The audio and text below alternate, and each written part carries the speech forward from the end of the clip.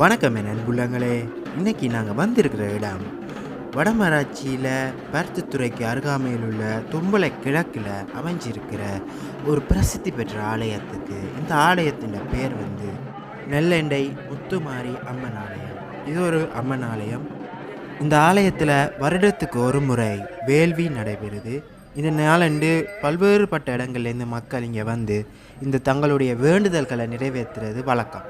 So இந்த வருஷமும் இந்த வேள்வி நடந்து கொண்டிருக்கு.